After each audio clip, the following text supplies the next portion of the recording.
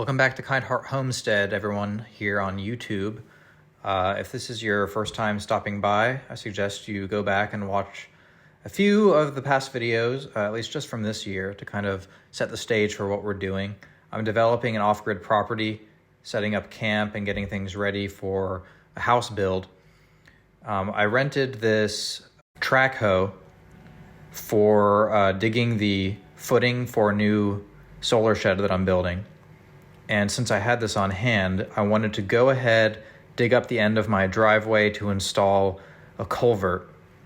And that's what this video is all about. So stay tuned, and I hope you enjoy the video.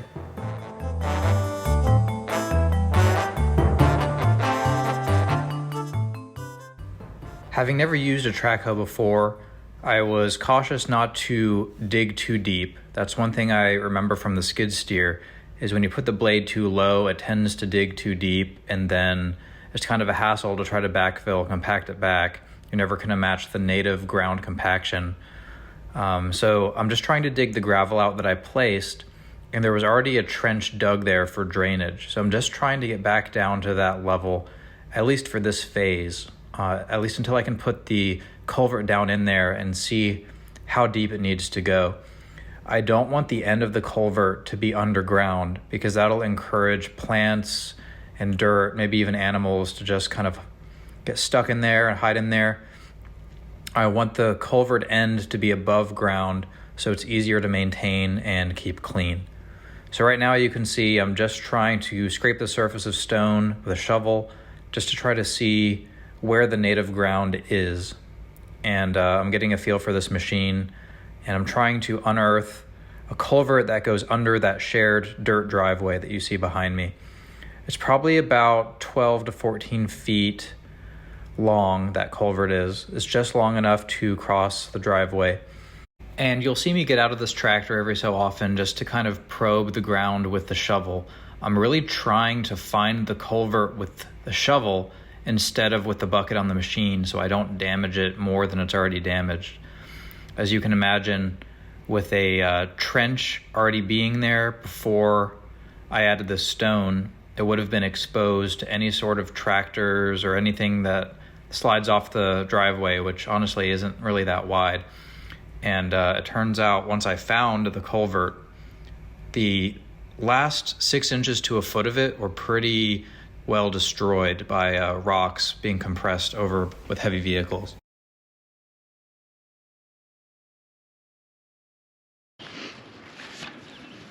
So this ditch behind me was there before I put the driveway in. If you recall the video where I dumped a bunch of gravel here with the truckloads of stone, I basically just filled this trench with stone so trucks could get over it pretty easily. That was always meant to be a temporary solution until I could excavate this back out and get a hold of a culvert. Well, I just got a piece of a culvert, and I don't have all the pieces that I need. I'm ordering couplings and a T-fitting. Basically, I'm going to use the T-fitting as a 90 to receive a new culvert, 90 into an existing culvert that goes under the driveway, and then continues out to the drainage area that I formed. The problem, though, is that the culvert that goes under the driveway is completely packed with clay. So I think what I have to do is just excavate what I can and worry about the clay later. Here's a little creek bed that I formed in the gravel back when I had the skid steer. It was meant to be kind of a parking spot, but the culvert kind of dictates that you need somewhere for the water to go. And you could see that during the rain, it actually has a pretty significant flow here. But in order for me to clean out this culvert, I need to actually dig much deeper, and at least deep enough to expose the bottom of the culvert. That'll allow all of the water to drain out. And then I need to make this go far enough back to where if I need to use a pole or a shovel or any number of implements to get into that culvert, that I have enough room behind me to kind of back up in a straight line. So that's what I'm doing here, just kind of tidying things up, making kind of a straight line trench through this gravel. And then I'm using the shovel just to kind of grade it out, make sure there's a consistent slope downhill. And all this water will move down through the rest of my yard and eventually exit into a creek.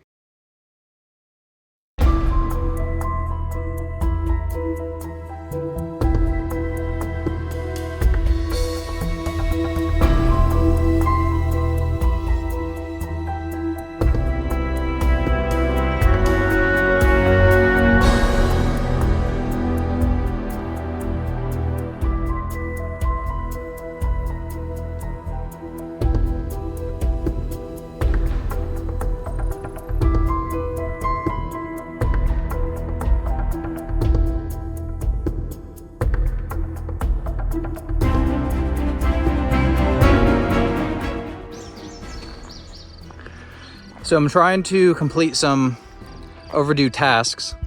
One of them is behind me. After I finished putting the driveway in, then I excavated to put in the culvert. My neighbor had already placed one under our shared driveway, and that's where the this little creek kind of comes from that I built. But I need to put a T-fitting here and then put a new culvert up to the property line, so all of the runoff from my neighbor's property can go under my driveway and then under the shared driveway, then out to the creek below. I feel like this is a worthwhile opportunity to make sure my driveway has enough drainage underneath the crushed stone. So one thing I'm going to do is, let me show you here. I have this T-fitting. It came with all ends sealed, and it's basically up to me to cut off the appropriate area to attach it to a culvert. And it's a T-fitting, but I'm essentially using it as a 90. And I suppose if I ever wanted to make the culvert go all the way across my driveway, I could unseal the sealed end of the T-fitting and then tie in something there. But what I'm planning to do is drill a bunch of holes in the end that I'm not using, and then cover the holes with the same geotextile fabric that's under the driveway. I believe it can allow water through, but I just want to make sure that my driveway doesn't flood. And since the culvert end will be up on my neighbor's edge of the property line, the drainage holes, I believe, would allow water that sits and pools under my driveway to exit. So that's the task at hand.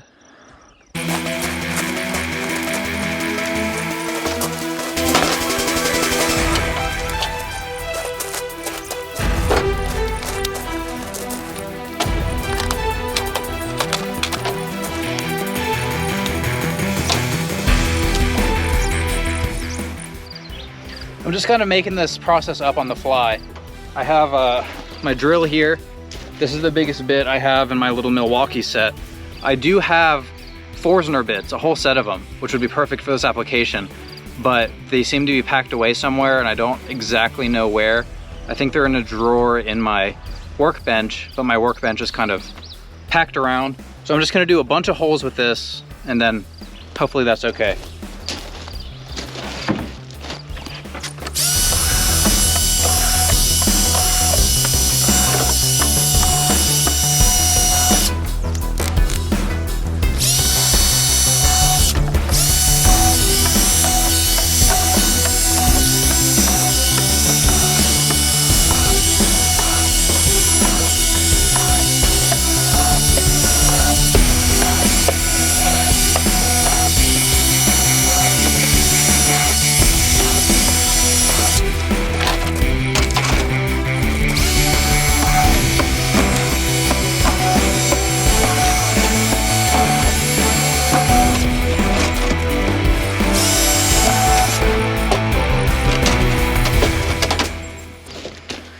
All right, I think that's good enough. I need to cut some of this fabric to go over it.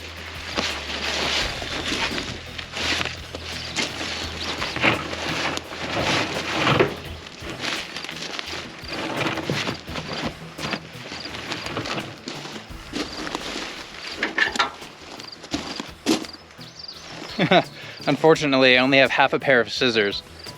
I need to get probably some better work scissors.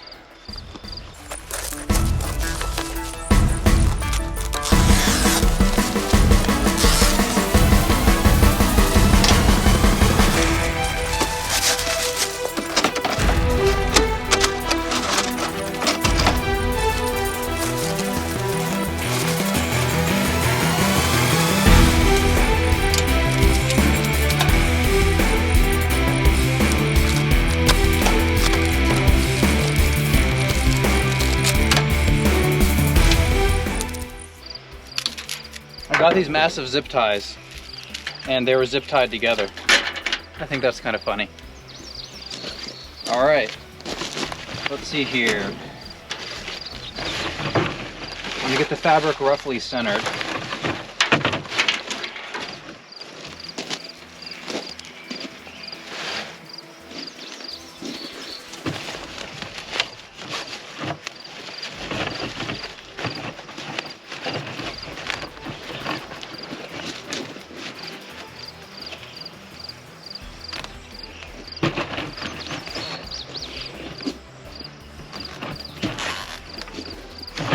And I'm moving as far away from the edge as possible because the ribs are a bit deeper.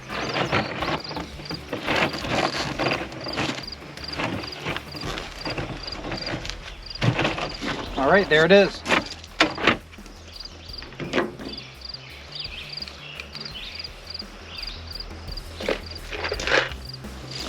I have these roofing screws with a gasket on them. I was just kind of looking through my rack for appropriate length screws to put through the culvert. And because my scissors are so messed up, instead of cutting all the slack off, I think I'm just gonna overlap all the corners, put a screw right through the middle.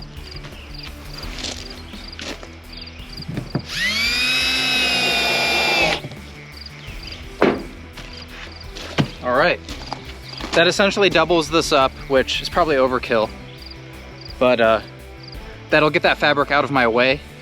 Now I'm going to go stage this stuff outside of the hole, and then that'll allow me to know how long the culvert should be, because I have to cut this to length.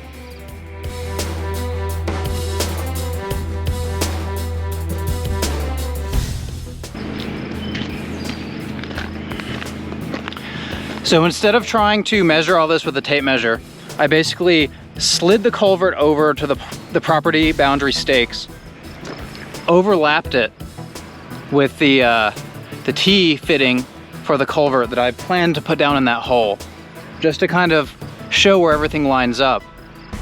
Now I'm gonna take my reciprocating saw with a fine-tooth blade, and I'm just gonna cut this right where the seam's supposed to be. At least within the nearest rib. I like to cut inside the rib. I find that it holds the blade a bit easier, and it gives you kind of a better eye line for where to make the cut. And I always wear glasses when I'm using power saws, and these are not safety glasses, but this is a pretty soft plastic, so I'm not too worried about getting damaged.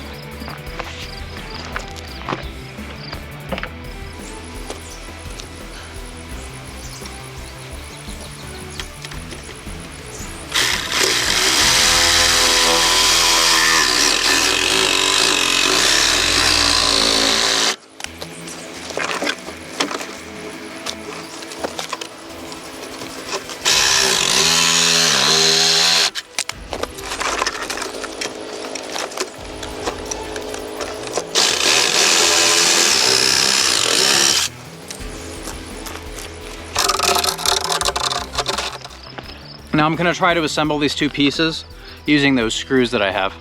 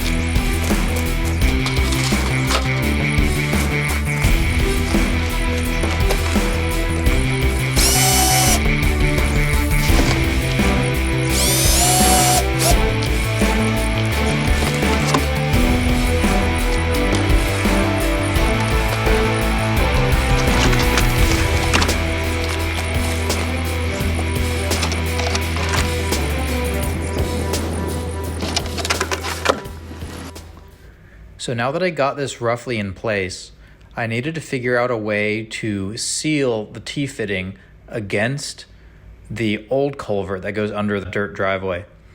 And the only way I could think of doing that was to use my orange shovel there, the trenching shovel, as kind of a pry bar and pry the culvert as tight as I could against the T-fitting. And then I threw rocks and dirt down there. And the weight of all that stuff, I believe, will keep it nice and tight and lined up. And the reason I had to do this was because the couplings that I bought for the culvert only work on the pure culvert piece and not the T-fitting. So there was no way to actually attach it together. And the culvert that goes under the shared driveway, I had to cut all the damaged sections of it off, and I had to cut it back underground. So I didn't have any option to actually use the couplers at all. So one thing that I've read is that you should put dirt instead of stone right on top of the culvert. I'm sure that has to do with stones puncturing the culvert. So you can see here, I threw the rest of that scrap of fabric down, and now I'm able to start adding more stone because the dirt acts as a cushion underneath the fabric. You can see that I'm kind of giving up before I get to the same grade as the shared driveway, but that's by design. I don't want to add too much stone because most of what I've added so far was dirt, and I want a few rainstorms to come through and settle that dirt and get it more compacted before I come back and add the rest of the pile of gravel. Honestly, there's probably going to be more gravel here than I can use because all of that area that the culvert takes up, that stone would be extra. But you can see here I moved the camera, and I was focusing earlier just on securing the T-fitting with dirt and backfill. But now that that's solid, I'm able to move down the ways and start focusing more towards the end of it. And realistically, I probably won't be able to drive over this end of the culvert because it's not deep enough underground. But maybe I can just put up some sort of flag or a stake or something to designate which portion of the culvert people can travel over. And I did make this part of our driveway extremely wide for that reason. A lot of times trucks and larger vehicles will have to swing wide anyway, and hopefully that means that they might miss that part of the culvert. We'll just have to wait and see how it works.